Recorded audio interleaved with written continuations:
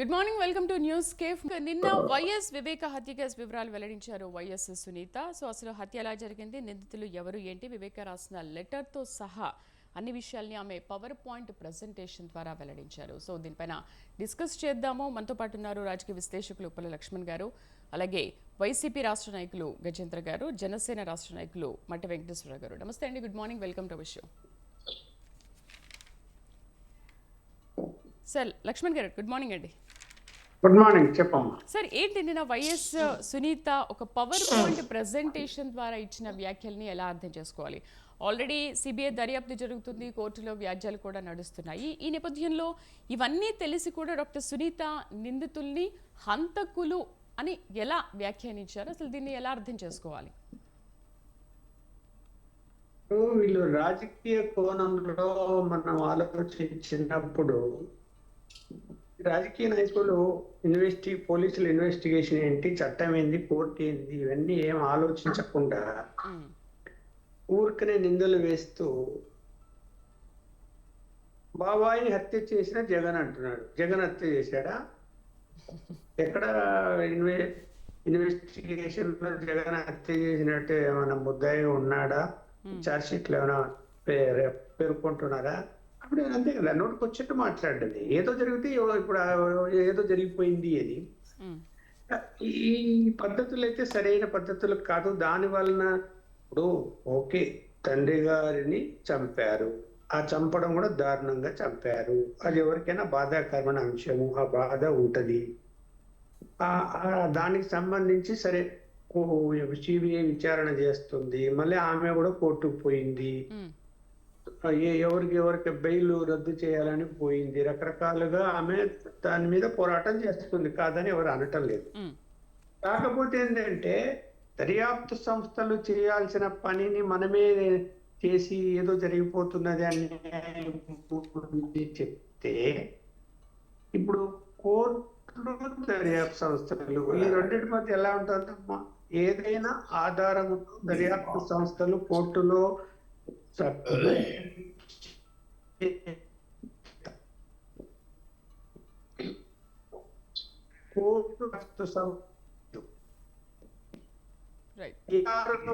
అంటే ఏ ఆధారాలు లేకుండా కోర్టులో తీసుకెళ్లి మొట్టికాయలేసి బెయిల్ ఇచ్చేస్తుంది. తర్వాత ఇన్వెస్టిగేషన్ ఆఫీసర్ల మీద యాక్షన్ కూడా తీసుకునే అవకాశం ఉంటది. కాబట్టి నీకు సాక్ష్యాధారాలు లేకుండా ఏ కేసు అయినా ఇదని కాదు, ఏ కేసులో అయినా కూడా దొరకాలి సాక్ష్యాలు. ఇప్పుడు మర్డర్కి, ఇప్పుడు ఫైనాన్షియల్ అఫైర్స్ కేసులు వేరు, అవి రికార్డులు దొరుకుతాయి, దాన్ని బట్టి ఈయన ముద్దాయా కాదా అని చెప్పి చేరుస్తారు. కానీ ఇది అట్లా కాదు. ఇప్పుడు సరిపోనప్పుడు, ప్రత్యేకించి కడప జిల్లాలో పులివెందుల్లో మర్డర్లు ఎలా ఉంటాయి అంటే, చంపిన వాళ్ళు ఒకరు, కేసుల్లో వేరే వాళ్ళు, శిక్ష పడేది వాళ్ళకు, ఎవరో చంపేసి వెళ్ళిపోయింటారు.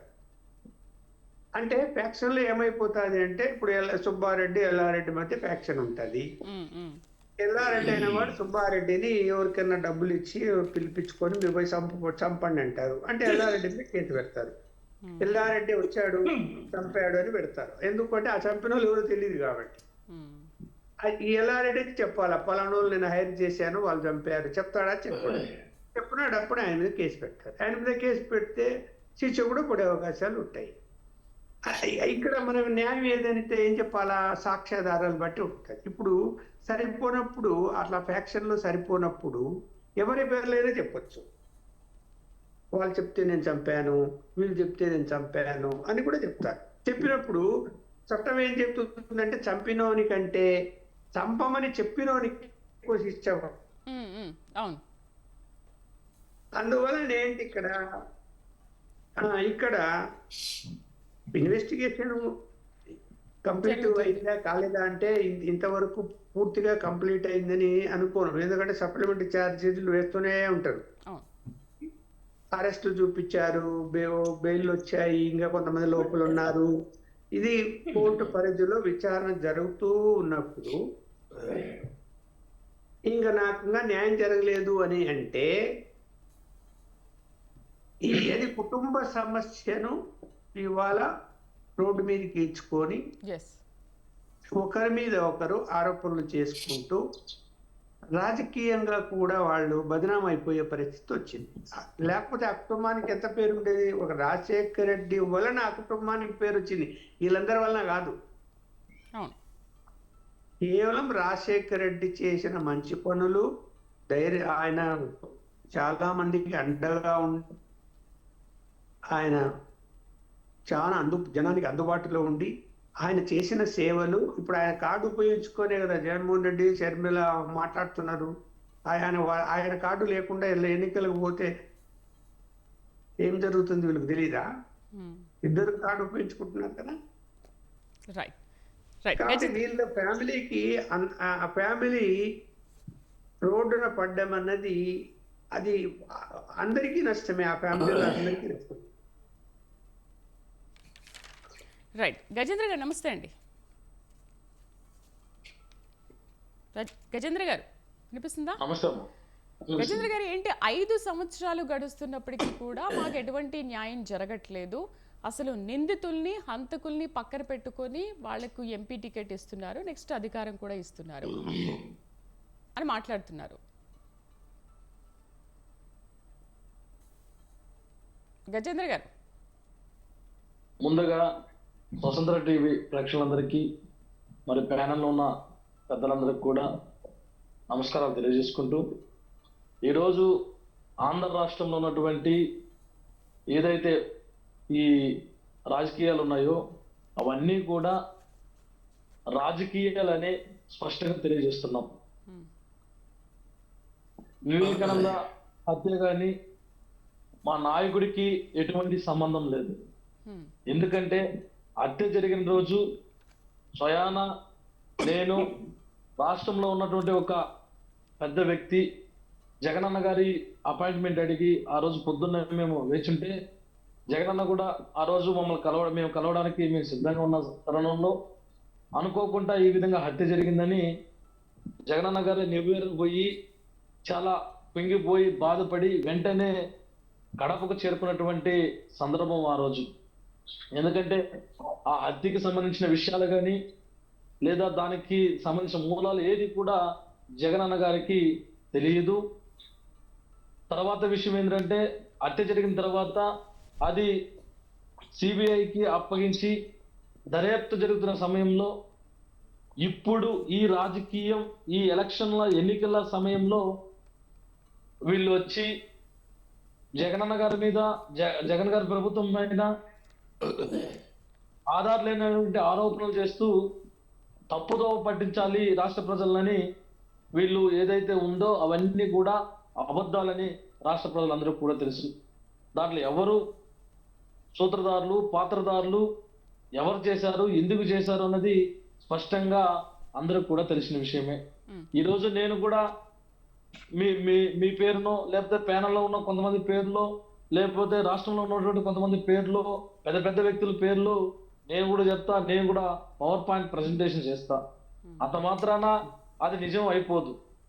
ఎందుకంటే అది ఒక దేశంలోని అత్యున్నత సంస్థ సిబిఐ చేతిలోకి వెళ్ళి దర్యాప్తు చేస్తున్న తరుణంలో ఆ కేసు కోర్టులో ఉన్న తరుణంలో వీళ్ళు బయటకు వచ్చి వాటి గురించి ఈ విధంగా పవర్ పాయింట్ ప్రెజెంటేషన్ ఇవ్వడం అనేది అది కరెక్ట్ కాదు. అయితే గజేంద్ర గారు అయితే వైఎస్ సునీత వాదన ఏంటంటే అసలు అవినాష్ రెడ్డి ఎవరెవరితో ఉన్నారు ఏంటి, ఇదిగో ఉమాశంకర్ రెడ్డి, ఇదిగో దస్తగిరి, వీళ్ళందరితో ఉన్నారు అంటే వీళ్ళ పక్కన నించున్నాడు, వీళ్ళ పక్కన ఉన్నారు, సో వాళ్ళ ఫొటోస్తో సహా ఆధారాలతో సహా నేను చూపిస్తున్నాను, ఆయన ఎందుకు మీరు నిందితుడని లెక్క చేయట్లేదు, నిందితుడే ఎందుకు పట్టించుకోవట్లేదు, సో 5 సంవత్సరాలు అవుతున్నా కూడా దీంట్లో ఎటువంటి పురోగతి ఎందుకు కనిపించట్లేదు, ఒకవేళ సిబిఐ విచారణ జరగడం కూడా ఆగిపోయిందని నేను ఒక అలిగేషన్ పెట్టుకున్నాను కూడా మాట్లాడుతున్నారు కదా.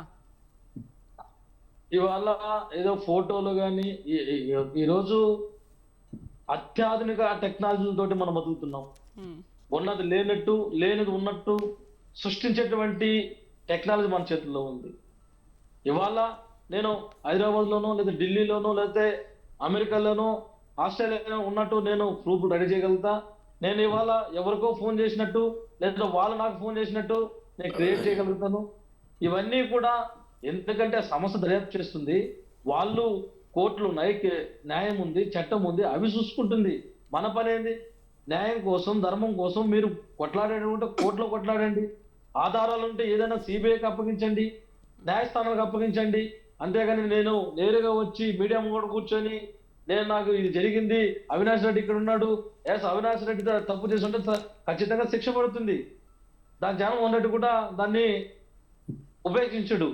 ఎవరైతే తప్పు చేశారో వాళ్ళు ఖచ్చితంగా శిక్ష అనుభవించాలని గతంలో అనేక మంది మా ఎమ్మెల్యేలు కూడా జైలుకి పంపించినటువంటి ఘనత మా నాయకుడిది, మా ప్రభుత్వాన్ని.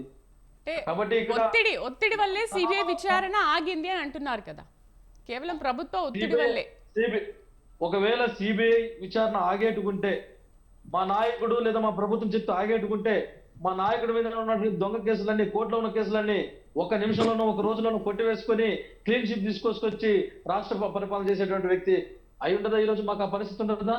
మరి మా కేసులే మేము కొట్టుకోలేకుండా మా కేసుల మీదనే మా నాయకుడు ఏదైతే తప్పుడు కేసులు ఉన్నాయో ఆ కేసులకి హాజరవుతూ అక్కడ నేను తప్పు చేయలేదని నిరూపించుకోవడానికి అవకాశాలు చేసుకుంటూ చట్టాన్ని గౌరవించుకుంటూ ముందుకెళ్ళేటువంటి పరిస్థితి ఉంది. మరి మేము అక్కడ చేయదు ఇక్కడ ఎలా చేస్తాం? మేము అక్కడ చెప్పితే వినకుంటే ఇక్కడ ఎలా మేము చెప్తే సిబిఐ ఉంటుంది? మరి గజేంద్ర గారు, ప్రభుత్వంలో ఉన్న మీరే మీ కేసులు పరిష్కరించుకోకపోతే ఇంకా బయట వాళ్ళ కేసులు ఏం పరిష్కరిస్తారు? ప్రజలకు ఏం చేస్తారు? మీరే ఇలా మాట్లాడితే ఎట్లా ప్రభుత్వంలో? అవును, ఇప్పుడు మా కేసులు ఎప్పుడైతే మాకు హీరింగ్ వస్తుందో, ఎప్పుడైతే మా కేసులకి మాకు వాయిదాలు వస్తాయో, ఎప్పుడైతే మాకు ఇది ఉంటుందో మేము ఆ రోజు పోయి మాట్లాడుకొని, అది చట్టం చేతిలో ఉన్నటువంటి పని, న్యాయస్థానంలో ఉన్నటువంటి పని. మా పని అంటే మేము ఇప్పుడు పోయి నేను చేయలేదు అంటే వాళ్ళు ఒప్పుకోరు కదా. అంటే ఓకే ఓకే, మీరు ఇప్పుడు ప్రభుత్వంలో ఉన్నారు, మీ కేసులో చట్టం ముందర ఎవరైనా ఓకే ఓకే గజేంద్ర గారు, ఒకటి ఎవరు కూడా అతిథులు కాదు. గజేంద్ర గారు, ఇప్పుడు మనకు న్యాయం జరగకపోయినా మన ఎదుటి వాళ్ళకి ఏదైనా అన్యాయం జరుగుతుందంటే మనం దాంట్లో సహాయం చేయాలి, లేకపోతే దాని మీద విచారణ జరిగినప్పుడు ముందుకు జరిపించాలి కదా. మరి 5 సంవత్సరాలు అవుతున్నా దాంట్లో ఎందుకు న్యాయం జరగట్లేదు? 5 సంవత్సరాలు అవుతున్నా ఎందుకు విచారణ ముమ్మరంగా సాగట్లేదు? అసలు నిందితుల్ని ఎందుకు పట్టుకోవట్లేదు? పట్టుకున్నా వదిలేస్తున్నారు, లేకపోతే ఒక 4-5 సార్లు విచారణ జరిగింది, అంతకు మించి దీంట్లో కేసులో ఎక్కడ పురోగతి కనిపించట్లేదు కదా. కేవలం ఒత్తిడి వల్లే సిబిఐ విచారణ ఆగుతుందని మాట్లాడుతున్నారు చాలా గట్టిగా. ఏదైతే మా చేతిలో నిజంగా రాష్ట్ర ప్రభుత్వం చేతిలో కానీ జగనన్న చేతిలో కానీ ఆ అంశాలు ఉంటే దాన్ని తొందరగా దర్యాప్తు చేసి దాన్ని ఏ విధంగా అయితే ముందుకెళ్ళాలి ఆ విధంగా ముందుకెళ్ళేటువంటి పరిస్థితి ఉంది. అది మాకు సంబంధం లేని విషయం కదా. సిబిఐ చేతికి వెళ్ళిపోయింది కదా. సిబిఐ ఎక్కడ ఉంటుంది? సెంటర్ లో ఉంటుంది కదా. వాళ్ళు ఏదైతే ఉందో దాన్ని దర్యాప్తు చేసుకుని సాక్ష్యాధారాలు అది సిబిఐ వాళ్ళని అడగాలి, సిబిఐ వాళ్ళు బయట పెడతారు. అంతవరకు మనం ఏం చేసేటువంటి పరిస్థితి ఉండదు. మనం ఏం చేయాలి? మా నాయకుడు పని ఏంది? ప్రజాపాలన అందించాలి, ప్రజలకు ఏదైతే మేలు జరుగుతుందో ఆ కార్యక్రమం చేయాలి, ప్రజలకు ఏదైతే కష్టాలు ఉంటాయో ఆ కష్టాలు తీసేటటువంటి కార్యక్రమం మా నాయకుడు తీసుకుంటాడు. అంతే తప్ప ఏదో ఇప్పుడు ఆ వ్యక్తి ఏదైతే వివేకానంద రెడ్డి హత్య కేసు ఉందో దాన్ని సొంతంగా తీసుకొని లేదా తీసుకొని దర్యాప్తు చేసేటువంటి పరిస్థితి ఉంది కదా. నీకు జరిగినా నాకు జరిగినా రాష్ట్రంలో ఏ ఒక్కరికి జరిగినా అది మేము ప్రమాణం చేసేటప్పుడు చెప్పాం కదా. ఈ రాష్ట్రం జరుగుతున్న మా ముందుకు వచ్చినటువంటి ఎటువంటి పరిస్థితులు కానీ మేము దీని స్వలాభం కోసం మేము చేయమనేసి రాగద్వేషాలు లేకుండా చేస్తామని ప్రమాణం చేశాం కదా మేము. కాబట్టి అవన్నీ కూడా ఏదంటే రాజకీయంగా ఈ రోజుకి వచ్చి ఎలక్షన్ ఇంకొక 28 రోజులు 30 రోజులు ఉన్నది అనగా పవర్ పాయింట్లు పెట్టి నాకు అన్యాయం జరిగిపోయింది, జగన్మోహన్ రెడ్డి అండగా ఉన్నారు, అవినాష్ రెడ్డి గారు హత్య చేశారు అంటే మొత్తం మీరే జడ్జిమెంట్ ఇచ్చేసి రాష్ట్ర ప్రజల్ని గందరగోళం చేస్తే చట్టాల మీద ఏం అవగాహన ఉంది మీకు? ఈ న్యాయస్థానాల మీద ఏం అవగాహన ఉంది మీకు? కాబట్టి వీళ్ళందరూ కూడా ప్రతిపక్ష నాయకులు ట్రాప్ లో పడి జగన్మోహన్ రెడ్డి గారిని ఏదో చేయాలి, వైఎస్ఆర్సీపీని గద్దె దించాలి, ఈ రాష్ట్రాన్ని అభివృద్ధి పథంలో పోకుండా ఆపుకోవాలి, ఈ రాష్ట్రంలో ఉన్నటువంటి బీసీ ఎస్సీ ఎస్టీ మైనార్టీ అగ్రవర్ణంలో ఉన్న పేదలు ఈ రాష్ట్రంలో ఉన్న పేదలందరూ కూడా బానిసత్వంలో ఉండి నాకు ఓట్ వేయాలని కొంతమంది వ్యక్తులు శక్తులు కాసుకొని కూర్చొని ఉన్నాయి. వాళ్ళు ట్రాప్ లో ఇవన్నీ కూడా. కాబట్టి ఈ కాంగ్రెస్ పార్టీ నాయకులు షర్మిలమ్మ గారు ఏదైతే మాట్లాడుతున్నారో అవన్నీ కూడా నాటకాలు పుట్టుకాలు. ఈ రాష్ట్రాన్ని అన్యాయంగా విడగొట్టి ఈ రాష్ట్రానికి రావాల్సిన ప్రత్యేక హోదాని ఆ రోజు విడగొట్టినప్పుడు అదొక ప్రత్యేక అంశంగా చేర్చుంటే ఈ రోజు రాష్ట్రంలో ఇటువంటి కార్యక్రమం జరిగేది కావు. కాబట్టి ఆ రోజు వాళ్ళు తప్పులు చేసి ఈ రోజు ఇక్కడికి వచ్చి వివేకానంద రెడ్డి గారిని రాష్ట్ర సమస్యగా చిత్రీకరించి దాని ద్వారా ఓట్లు దండుకోవాలి. వీళ్ళకి వేరే అంశం లేదు, వీళ్ళకి వేరే సబ్జెక్ట్ లేదు, వీళ్ళకి వేరేటువంటి రాష్ట్ర ప్రజలకి ఏం చేయాలని చెప్పేటువంటి అంశాలు లేకుండా ఒక హత్య రాజకీయాల్ని వెనకేసుకొని దాని ద్వారా ఓట్లు రాబట్టుకోవాలని Right. చూస్తున్నటువంటి సైదా గారు నాటకాలు దీనికి ఏం స్పష్టంగా ఆన్సర్ చేస్తారో రాష్ట్ర చూద్దాం. ప్రజలకి Right. అర్థమవుతుంది కాబట్టి Right. వీళ్ళు చేస్తున్నటువంటి రాజకీయాలు నీచమైనటువంటి దుబుస్కరమైనటువంటి ఈ రాష్ట్రంలో ఎవరు చేయనటువంటి రాజకీయాలు ఈ రాష్ట్రంలో కొంతమంది నాయకులు Right, శక్తులు, వ్యవస్థలు కొన్ని పనిచేస్తున్నాయి. వాటి ఎవరిని కూడా రాష్ట్ర ప్రజలు పట్టించుకోరు. రాష్ట్ర ప్రజలు అందరూ కూడా స్పష్టంగా ఉన్నారు. ఈ రాష్ట్ర Right. ప్రజలు షేక్ ఎవరికి సైదా గారు. ఓటు వేయాలి, ఏ అంశాల మీద మాట్లాడితే ఓట్లు వేయాలి అనే అంశాలపైన అవ్వతాతలు గాని చిన్న పిల్లల దగ్గర నుంచి పెద్దవాళ్ళ వరకు అందరూ కూడా స్పష్టంగా ఉన్నారు. దీంట్లో ఎటువంటి సందేహం లేదు. Right. ఇటువంటి ఏదైతే ఉన్నాయో అవన్నీ కూడా ఎవరు కూడా నమ్మేటువంటి పరిస్థితి లేదు. రైట్. షేక్ సైదా గారు ఏమంటారు? 2019 నుంచి అంటే హత్య జరిగినప్పటి నుంచి వైఎస్ సునీత దీనిపైన వివరణ ఇస్తున్నారు, మాట్లాడుతున్నారు, చెప్తున్నారు. కానీ ఓన్లీ ఈ ఎలక్షన్ మూమెంట్లో మాత్రమే ఈ పవర్ పాయింట్ ప్రెజెంటేషన్ ఏంటి, ఇప్పుడు మాత్రమే ఎందుకు తీసుకొచ్చారు? అంటే అసలు అక్కడ ఏం జరిగిందనేది వాళ్ళకి సేకరించడానికి కూడా ఇన్ని ఇయర్స్ పట్టిందంటారా? మన శ్రీదేవి గారు, మీకు ఫ్యాన్ ఉన్నటువంటి పెద్దలు రాజకీయ విశ్లేషకులు లక్ష్మణ్ గారు, అన్న జనసేన నాయకులు మట్టి వెంకటేశ్వర్లు గారు, అలాగే సోదరుడు విద్యార్థి నాయకులు వైసీపీ అధ్యక్షులు గజేంద్ర గారు, సోదరు టీవీ వీక్షకులందరూ కూడా శుభోదయం. ఈరోజు ప్రధానంగా మరి సోదరుడు గజేంద్ర విద్యార్థి నాయకుడిగా ఈ నేరస్థమయ రాజకీయాల గురించి మాట్లాడటం చూస్తా ఉంటే నిజంగా నాకు బాధాకరం, దిగ్భ్రాంతి కలిగింది. అలాగే పెద్దలు లక్ష్మణ గారు కూడా మాట్లాడే సందర్భంలో ఆయన మంచి రాజకీయ విశ్లేషకుడు, అన్ని విషయాలు తెలిసిన వ్యక్తి. ఆయన కూడా మరి జగన్మోహన్ రెడ్డి హత్య చేశాడా, రాజకీయాల్లో పదే పదే మరి ఆయన వాడుతున్నటువంటి పదాన్ని ఆయన వాడినందుకు కూడా నేను బాధకరం. మీరు చూస్తా ఉన్నారు, మార్చి 15, 2019 ఈ వివేకానంద రెడ్డి గారి హత్య జరిగింది. హత్య జరిగిన సందర్భంలో తెలుగుదేశం పార్టీ అధికారంలో ఆ రోజు ముఖ్యమంత్రిగా చంద్రబాబు నాయుడు ఉన్నటువంటి పరిస్థితి, ఆపద్ధర్మ ముఖ్యమంత్రి ఉన్నటువంటి పరిస్థితి మనం చూసాం. అయితే తర్వాత ఈ వివేకానంద రెడ్డి గారి హత్యని రాజకీయ అస్త్రంగా తీసుకొని జగన్మోహన్ రెడ్డి మరి ప్రజల్లోకి వెళ్ళి నరకాసుర గొప్ప గొప్ప మాటలు మాట్లాడి ఏ విధంగా శవ రాజకీయాలు చేశాడో మనం స్పష్టంగా చూసాం.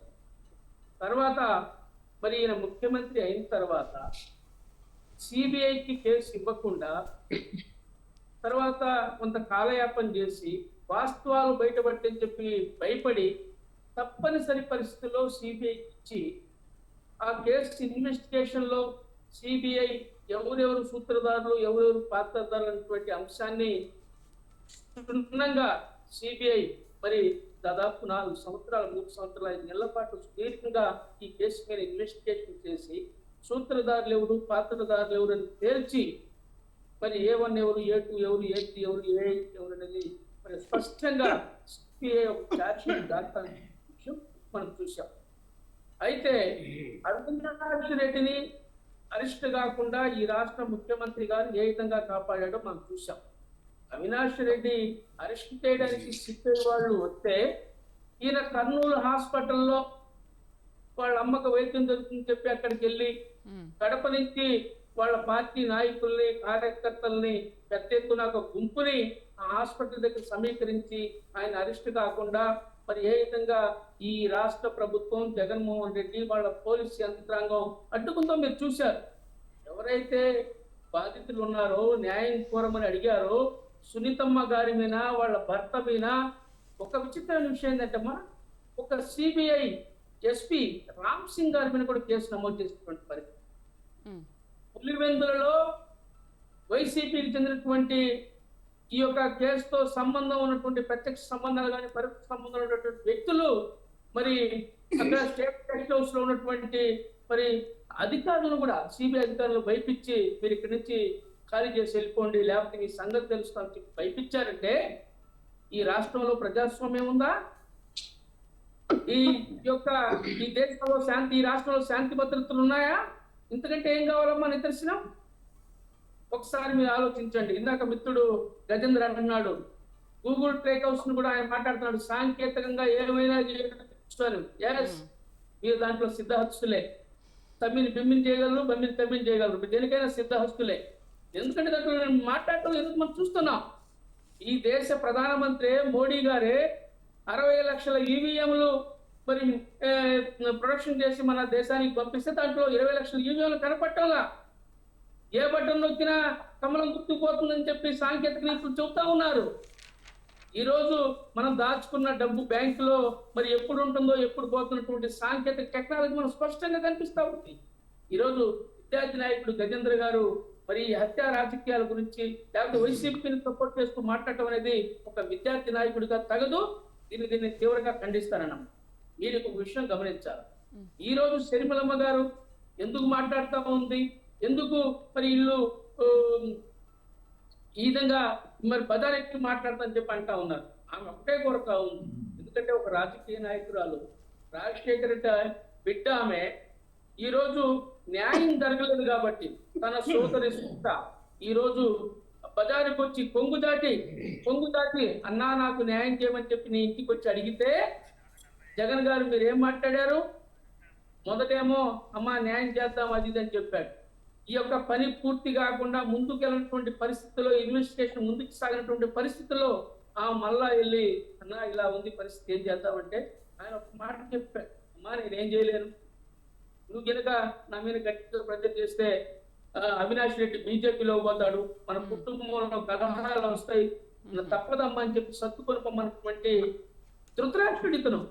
ఎందుకంటే ఏం చెప్పాలా, సోదరుడు పొంగు దాచి అన్నా న్యాయం చేయమని చెప్పి నీ దగ్గరకు వస్తే నువ్వు ఆదరించాల్సింది పోయి నిన్ను అల్లారు ముద్దుగా ఎత్తుకొని పెంచినటువంటి మీ చిన్నాన్న బాబాయ్ హత్యకు గురైతే గొడ్డలి వేటు గురైందని మీరే చెప్పారు ప్రెస్ మీట్ లో. ఏమైంది, గొడ్డలు ఎవరు చేశారో ఏం చేశారో ఇవన్నీ తెలుసు కదా. వివేకం సినిమా చూస్తే వాస్తవాలు మీకు బయటపడతాయి. ఆ వివేకం సినిమాని కూడా బయటికి రాకుండా, థియేటర్లో ప్రదర్శించకుండా మీరు అడ్డుకున్నారంటే ఎందుకంటే దుర్మార్గమే ఉంది. అడ్డుకున్నారు అంటే వాళ్ళ మీద పక్క ఆధారాలు లేవు కదా. ఈ రోజు సైదా గారు పులివెందులలో గడ్డ మీద పూలంగళ్ళ సెంటర్ లో షర్మిలమ్మ ఛాలెంజ్ చేసింది, మాట్లాడుతూ ఉంది, దోషులు ఎవరో తేల్చమంటా ఉంది. నువ్వు సమాధానం చెప్పు చాటైతే. నేను ముఖ్యమంత్రి గారిని ఒకటే కోరుతా ఉన్నా, నిజంగా నువ్వు దోషుల్ని వెనకేసుకు రాబోతే నువ్వు ప్రెస్ మీట్ పెట్టి మాట్లాడు. ఇప్పటి వరకు 5 సంవత్సరాలు ఒక ప్రెస్ మీట్ పెట్టిన చేత గాని అసమర్థ ముఖ్యమంత్రి, ప్రజా సమస్యల గురించి మాట్లాడిన అసమర్థ ముఖ్యమంత్రి.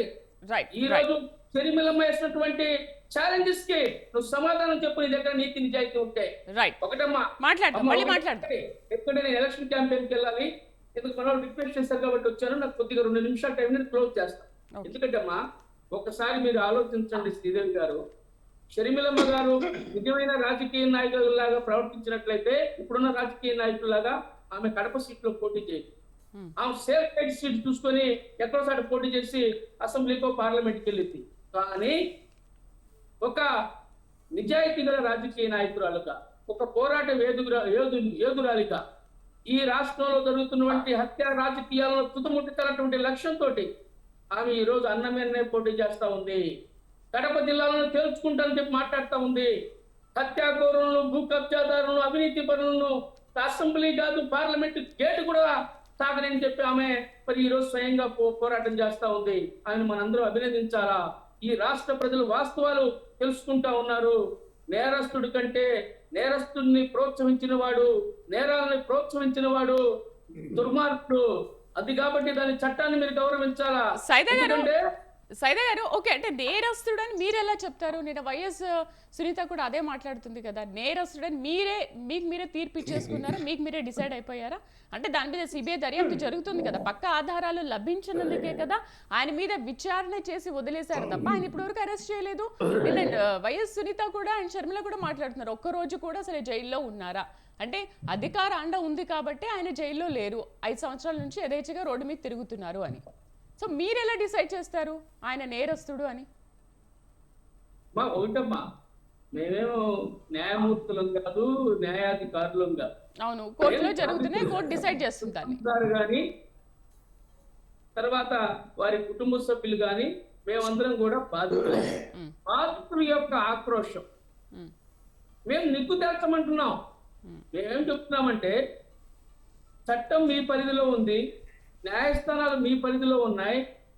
మీరు ఇన్వెస్టిగేషన్ ముందుకు పోకుండా, రైట్, మీరు దోషులను అరెస్ట్ కాకుండా మీరు అడ్డుకుంటున్నారు. మీరు నేరమయ సామ్రాజ్యాన్ని స్థాపించుకొని ఒక నేరస్తుడికి మీరు టికెట్ ఇచ్చారు, ఎంపీ టికెట్కి. అమ్మ మీరు ఒకటి ఆలోచించండి, ఈ సమకాలీన సమాజంలో ఎవడైనా చిన్న తప్పు చేశారంటేనే ఈ సమాజం పక్కన పెట్టింది. ఒక హత్య కేసులో మీ ఇన్వాల్వ్మెంట్ ఉంది, మీ ప్రోత్బలం ఉందని చెప్పి విస్తృతంగా ప్రచారం జరిగిన తర్వాత, ప్రజలందరూ నమ్మిన తర్వాత, ఇతను దొంగ అని చెప్పి ముద్ర పడ్డ తర్వాత మీరు అలాంటి నేరస్తున్నే మీరు ఎంపీగా పోటీ పెట్టారంటే ఏమనాలా మీరు? అయితే ఒకటమ్మా, ఇన్ని తప్పు పట్టలు. ఎందుకంటే జగన్మోహన్ రెడ్డి గారి మీదే 12 కేసులు ఉన్నాయి. ఆయన 16 నెలలు జైల్లో పోయి వచ్చాడు. తెలుసు, ఎందుకంటే ఆయన గురించి దొంగల్లో ఉండి ఫోన్ చేస్తా ఇంటికి పడి అనుకుంటే తప్పు కాదు. ఈ సమాజం నేరమయ సమాజం. ఇంకా మరి ముఖ్యమంత్రి గారి గురించి, ఇతరుల గురించి మాట్లాడడం అనేది సమంజసం తల్లి. థ్యాంక్ యూ, నాకు ఈ అవకాశం ఇచ్చినందుకు. ఇతర ప్రచారంలో నేను అభ్యర్థిని దయచేసి పర్మిషన్ ఇవ్వండి. రైట్, జనసేన రాష్ట్ర నాయకులు మట్టి వెంకటేశ్వరరావు గారితో మనం మాట్లాడదాం. నమస్తే వెంకటేశ్వరరావు గారు. నమస్కారం అమ్మా. మీకు, మిత్రుడు సైదా గారికి, అలాగే పెద్దలు ఉపలక్ష్మణ్ గారికి, సోదరుడు గజేంద్ర గారికి కూడా నమస్కారం. అదేవిధంగా స్వతంత్ర టీవీ వీక్షకులందరూ కూడా శుభోదయం. ఒకటమ్మా, ఈ అంశం అనేది చాలా సున్నితమైన అంశం. ఎన్ని రకాలుగానైనా కూడా వాదన చేసుకోవచ్చు. కానీ ఒక్క విషయం ఏంటంటే, సునీతమ్మ గారు కానీ లేకపోతే షర్మిలా రెడ్డి గారు కానీ ఒక అంశాన్ని చాలా స్పష్టంగా ప్రజల్లోకి తీసుకెళ్లేటువంటి పని చేస్తున్నారు. వారు ఎక్కడా కూడా అంతకులు అని అన్నారు కానీ దోషి అనేది ఎక్కడ అనలా, మీరు గుర్తుంచుకోండి. రెండో విషయం ఏంటంటే, లీగల్గా అడ్మిసిబుల్ అయ్యేటువంటి ఎవిడెన్స్ వేరు, మనకి తెలిసినటువంటి విషయాలు వేరు.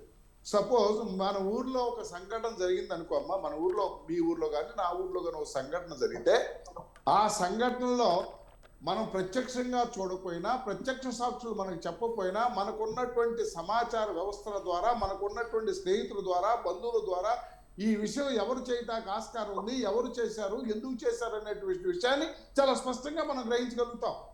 ఇప్పుడు చంద్రమండలంలోకి మానవుడు వెళ్ళాడనేది మనం చెప్తే, మన మానవుడు వెళ్ళాడని మన దగ్గర నుండి చూడలేదు కదా. అలాగే ఏంటంటే, వారికి ఉన్నటువంటి పరిస్థితుల్ని ఆధారాలు చేసుకుని ఈ హత్యని ఎవరు చేశారని నిర్ధారణకు వచ్చారంటే లీగల్గా కాదు, వారికి ఉన్నటువంటి సమాచారం పైన, అది లీగల్గా అడ్మిసిబుల్ కాదు కాబట్టి లీగల్గా ఉండేటువంటి ఎవిడెన్స్ ఉంటాయి. ఒక సంఘటన అమ్మ, ఒకటి, ఎప్పుడైతే వివేకానంద రెడ్డి గారు గొడ్డలపోతులో మరణించినప్పటికీ కూడా, రక్తస్రావం అయినప్పుడు కూడా సాక్షి టీవీ గుండెపోటుతో మరణించారని టెలికాస్ట్ చేశారు. సాక్షి టీవీ ఎవరిది? ప్రజలు పక్కదారి పట్టించడమే కదా. ఆ తదుపరి వచ్చేటప్పటికి సిబిఐ ఎస్పీ రామ్ సింగ్ గారి మీద ఒక ఆర్డినరీ పోలీస్ స్టేషన్లో క్రిమినల్ కేసు నమోదు చేశారు. గవర్నమెంట్ ఎవరిది? 2, ఈ హత్యను సునీత భర్త గారే చేసి ఉంటారేమో అనేటువంటి ప్రయత్నం ప్రచారం చేశారు. ఆ తర్వాత వివేకానంద రెడ్డి గారి యొక్క క్యారెక్టర్ని కూడా అసాసినేట్ చేశారు. ఎందుకంటే ఆయన చాలా మంది శత్రువులు ఉంటాయని అంటారు. అది ఎవరు చేశారు? తర్వాత అవినాష్ రెడ్డి గారిని, ఇప్పుడు జగన్మోహన్ రెడ్డి గారు 18 నెలల్లో 16 నెలల్లో జైల్లో ఉన్నారు. వారు చేసినటువంటి నేరాలను కూడా 420 లేదా అవినీతి నిరోధక చట్టము వీటి మీదే కదా, మనీ లాండరింగ్ వీటి మీదే కదా. కానీ అత్యంత శిక్ష పడేటువంటి కేసు ఏది? హత్య కేసులో ముద్దాయిని చిన్న కేసుల్లోనే జగన్మోహన్ రెడ్డి గారు సిబిఐ అరెస్ట్ చేసి జైల్లో పెట్టి ఛార్జ్షీట్ దాఖలు చేస్తే అత్యంత శిక్ష పడేటువంటి, ఎందుకంటే యావజ్జీవ శిక్ష కానీ మరణ శిక్ష కానీ పడేది హత్య కేసుల్లో. అలాంటి కేసుల్లో ఒక ముద్దాయిని తల్లి హాస్పిటల్లో ఉందని వంకతో లోకల్ పోలీస్, స్టేట్ పోలీస్తోనూ కార్యకర్తలతోనూ గురావు చేయించి సిబిఐని అరెస్ట్ కాకుండా కాపాడినటువంటి సంఘటన దేనికి లీడ్ చేస్తుంది? అదేవిధంగా ఇవన్నిటిని కూడా సిబిఐ విచారణ కావాలని జగన్మోహన్ రెడ్డి గారు వారు ప్రతిపక్ష నాయకుడిగా ఉన్నప్పుడు కోరారు. హైకోర్టులో బిల్లు వేశారు. ఆ తర్వాత వారు ముఖ్యమంత్రి అయిన తర్వాత సిబిఐ విచారణ మాకు వద్దని ఎందుకు ఆ గవర్నమెంట్ అఫిడవిట్ దాఖలు చేసింది? ఈ సంఘటనలన్నింటిని కూడా క్రోడీకరించుకుంటే వారికి సునీత గారు కానీ షర్మిల గారు కానీ కుటుంబంలో ఉన్నటువంటి సంగతులు, ఇప్పుడు కొన్ని విషయాలు స్వయంగా ఇప్పుడు వాచ్మ్యాన్ రంగయ్య గారు ఉన్నాడు, పోలీసుకు చెప్పకపోవచ్చు, మనకు చెప్పకపోవచ్చు, కానీ వారికి ఉన్నటువంటి పరిచయాలను బట్టి, వారికి ఉన్నటువంటి విశ్వాసాన్ని బట్టి, వారి దగ్గర ఉన్నటువంటి విశ్వాసాన్ని బట్టి ఉన్న విషయాలను వారికి చెబితే దాన్ని బట్టి కూడా వాళ్ళు ఒక నిర్ధారణకు వచ్చారు. హత్య కేసులో ముద్దాయిల్ని మీరు కాపాడుతున్నారని. హత్య కేసులో ముద్దాయిల్ని కాపాడటం అంటే హత్య చేసిన వాళ్ళని కూడా కాపాడటమే. ఎందుచేతంటే ఇవాళ ఆ విషయాన్ని వాళ్ళు ప్రజల్లో ప్రొజెక్ట్ పెట్టి ఒక కొంగు చాచి న్యాయం చేయండి, మాకు న్యాయం జరగట్లేదు వ్యవస్థల వల్ల, మా అన్న జగన్మోహన్ రెడ్డి గవర్నమెంట్లో ఉండటం వల్ల వ్యవస్థలను ముందుకు పోనీయకుండా, ఇన్వెస్టిగేషన్ ఏజెన్సీని ముందుకు పోనీయకుండా మాకు న్యాయం జరగట్లేదు కాబట్టి మాకు న్యాయం చేయండి అని కొంగు జాగ్రత్త. ఏదైనా మనందరూ తెలుసు, ప్రజాస్వామ్యంలో అంతిమ నిర్ణయం ప్రజలది. ప్రజలు ఎప్పుడైతే ఓటు వేసి ప్రజలు కనుక ఈ హత్య రాజకీయాలు నిరసిస్తున్నామని చెబితే అప్పుడు ముందుకు వెళ్తానికి అవకాశం ఉంటుంది అనేటువంటి ఒక మహత్తరమైనటువంటి ఆలోచనతో వాళ్ళు ఈ రోజున కొంగు జాటి ఒక న్యాయాన్ని, ఒక ధర్మాన్ని కోసం అర్థించడం అనేది తప్పే ఉంది. ఇక్కడ కోర్టులు నిర్ధారణ చేస్తాయి, అది వేరే ప్రక్రియ. కానీ ఇక్కడ వారి యొక్క ఆత్మఘోష, కోర్టులు శిక్షించినంత మాత్రాన సునీత రెడ్డి గారికి వివేకానంద రెడ్డి గారు రాగలరా? వివేకానంద రెడ్డి గారు వచ్చి వారి మధ్య నిలబడగలరా? ఒక వ్యక్తిని బలవంతంగా చంపేస్తే ఆ వ్యక్తిని చంపినందుకు కోర్టులు శిక్షిస్తాయి తప్పితే ఆ వ్యక్తిని తీసుకొచ్చి వీరి యొక్క అనుబంధాన్ని కొనసాగించగలరా? కాబట్టి వారి యొక్క ఆలోచన నేను వారు చేసేటువంటి ప్రచారాన్ని బట్టి, వారు చేసేటువంటి ఆక్రోశాన్ని బట్టి ఇవాళ న్యాయం కోసం ప్రజల ముందుకు వెళ్దాం. ఈ వ్యవస్థల్ని మా అన్న జగన్మోహన్ రెడ్డి గారి ప్రభుత్వం ఉన్నంతకాలం ఈ వ్యవస్థల్ని నిర్వీర్యం చేసి ఈ వ్యవస్థలను ముందుకు వెళ్ళినట్లా ఈ హత్య కేసులో ముందుకు వెళ్తే యథార్థాలన్నీ కూడా బయటకు వస్తాయి అనేటువంటి ఉద్దేశంతో ఆయన ఆపుతున్నాడు అనే ఉద్దేశంతో అసలు ఆయన ప్రభుత్వాన్ని సమూలంగా కూల్చివేస్తే వ్యవస్థల ద్వారా పని చేయించుకోవచ్చు అనేటువంటి ఆలోచనతో వారు దేహి అని కొంగు చాటి న్యాయం చేయండి అని అడగటంలో తప్పెంత మాత్రం లేదని, తప్పే మాత్రం ఉంది, తప్పు ఎంత మాత్రం కూడా లేదు. ప్రజాస్వామ్యంలో ఇప్పుడు 16 చాలా కేసుల్లో జగన్మోహన్ రెడ్డి గారు ముద్దాయి. కానీ ముఖ్యమంత్రి అవగానే ఆ కేసులన్నీ ఏమైపోయినాయి? ముఖ్యమంత్రి అవగానే ఆ కేసుల మీద ఏమన్నా చర్చలు జరుగుతున్నాయా? ఆ కేసులు ఛార్జ్ షీట్ వేశారు. మరి నేరస్తులను ఒప్పుకున్నారా జగన్మోహన్ రెడ్డి గారు? అలా కాదు కదా. ప్రజాస్వామ్యంలో గీటు రాయి ప్రజల యొక్క తీర్పే. ఆ ప్రజల యొక్క తీర్పు కోసం శర్మిలారెడ్డి గారు కానీ, సునీతారెడ్డి గారు కానీ ప్రజలను అర్థిస్తున్నారు. వారికి ఉన్నటువంటి బాధను చెప్పుకుంటున్నారు. ఇది ఎంత మాత్రం కూడా తప్పు కాదు. వెంకటేశ్వర గారు, గజేంద్ర గారు ఇంతకు ముందు అదే అంటున్నారు. అంటే మేము అసలు ప్రభుత్వంలో ఉండి కూడా మా కేసుల నుంచి మేమే బయటపడలేకపోతున్నాం అంటున్నారు. ఇక మరి ప్రజలకు ఏం చేస్తారు? గజేంద్ర గారు అంటున్నారు కదా ఇంతకు ముందు. ఎట్లా బయటపడతారు? వారి ప్రభుత్వంలో లేకముందే ఛార్జ్ షీట్ కోర్టులో ఫైల్ అయింది. కోర్టులోంచి ఛార్జ్ షీట్ లాక్కపోతారా? వారి యొక్క ఛార్జ్ షీట్లలో కేసు నంబర్లు అయ్యి ముద్దాయి యొక్క హాజరవుతూ ఈ రోజున ముఖ్యమంత్రి అనే పదవిని అడ్డం పెట్టుకుని కోర్టుకు వెళ్ళకోకుండా పిటిషన్లు పెట్టుకుని ఇవన్నీ చిన్నపిల్లల్లాగా ఉండరు ప్రజలు మనకన్నా చాలా తెలివిగలవాళ్ళు, విఘ్నులు. ప్రజలు మనకన్నా తెలివిగలవాళ్ళు, విఘ్నులు.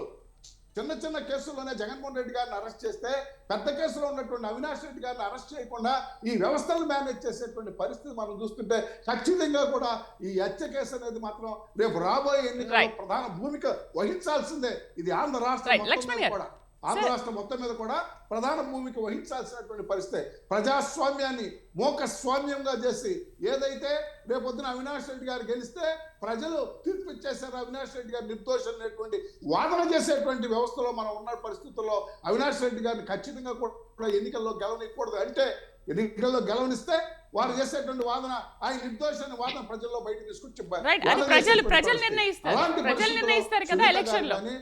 షర్మిలమ్మ గారు కానీ వారు న్యాయం కోసం ఈ రోజున ముందుకు వెళ్ళి ఎక్కడైతే అన్యాయం జరిగిందో అక్కడ వారి యొక్క వాదనని వినిపించి తద్వారా ప్రజాభిప్రాయాన్ని క్రోడీకరించి ఏదైతే వ్యవస్థలను నిరోధించే ఈ ప్రభుత్వాన్ని గద్దెదించడానికి ప్రయత్నం చేయటం నిజంగా కూడా చాలా అభినందనీయం.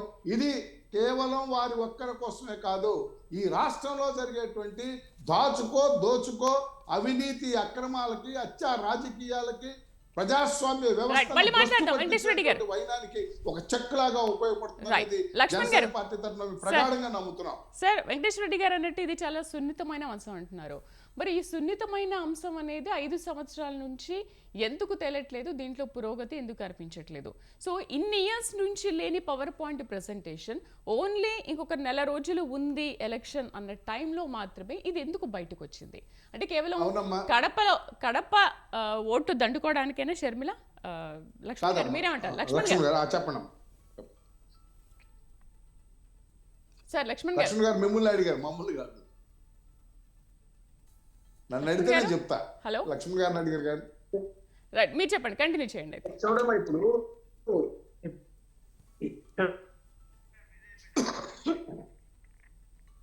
రైట్, సరే వెంకటేశ్వర రెడ్డి గారు మీరు కంటిన్యూ చేయండి. అమ్మా ఒకటేంటంటే వినిపిస్తున్నారు. లక్ష్మణ్ గారు కాస్త డిస్టర్బెన్స్ గా ఉంది మీది. బ్రేక్ అవుతున్నా, డిస్టర్బెన్స్ గా ఉంది. చలో ఓకే. గజేంద్ర గారు, బీజేపీతో అక్రమ పొత్తు పెట్టుకున్నారు, బీజేపీ పార్టీకి బానిసగా మారారు, ఆ పొత్తు వల్ల ఈరోజు అవినాష్ రెడ్డి యథేచ్ఛగా రోడ్డుపైన తిరుగుతున్నారని షర్మిల మాట్లాడుతున్నారు. పొత్తు ఎవరితో ఎవరు పెట్టుకున్నారన్నది రాష్ట్ర ప్రజలకి దేశ ప్రజలకు అందరూ కూడా తెలుసు. వాళ్ళు పొత్తు పెట్టుకొని మమ్మల్ని అంటే అది కరెక్ట్ కాదు. రెండో విషయం, పెద్దలు చెప్పినట్టు జగన్మోహన్ రెడ్డి గారు వ్యవస్థను మేనేజ్ చేసేస్తున్నారు ముఖ్యమంత్రి హోదాలో అనేసి అంటున్నారు. ఈ దేశంలో గత నెల 2 నెలలకు ముందు నెల వ్యవధిలో ఢిల్లీ కానీ ముఖ్యమంత్రి కేజ్రీవాల్ గారు కానీ లేదా సోరెన్ గారు కానీ వాళ్ళు స్వయాన ముఖ్యమంత్రి హోదాలో ఉంటేనే చట్టము వాళ్ళ జైల్లో పెట్టినటువంటి వ్యవస్థలో ఉండి మా నాయకుడు వ్యవస్థని మేనేజ్ చేసి అవినాష్ రెడ్డి కాపాడేస్తున్నారు, వ్యవస్థల్ని మేనేజ్ చేసుకుంటూ చట్టాలని తారుమారు చేస్తున్నారు అంటున్నారు.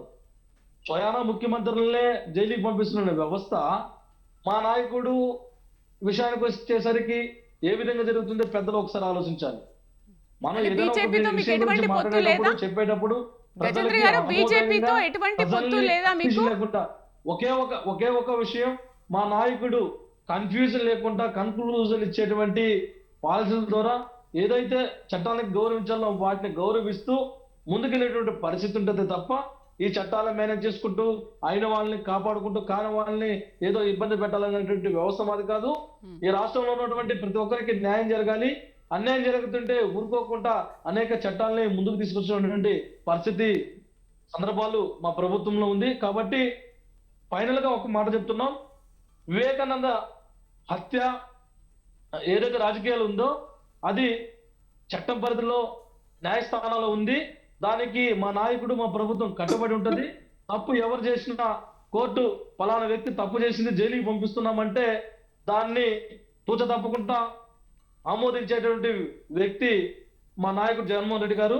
కాబట్టి వీళ్ళు ఇది చేసినా ఎన్ని బూటకాలు నాటకాలు ఆడినా కూడా రాష్ట్ర ప్రజలు అంతిమంగా న్యాయస్థానాలు తీర్పిచ్చే వరకు వేచి ఉన్నామని తెలియజేసుకుంటున్నాం. చివరిగా వెంకటేశ్వర రెడ్డి గారు, అమ్మా ఒక విషయం, భారతదేశంలో కానీ ఆంధ్రప్రదేశ్లో కానీ ఒక అభియోగం వస్తే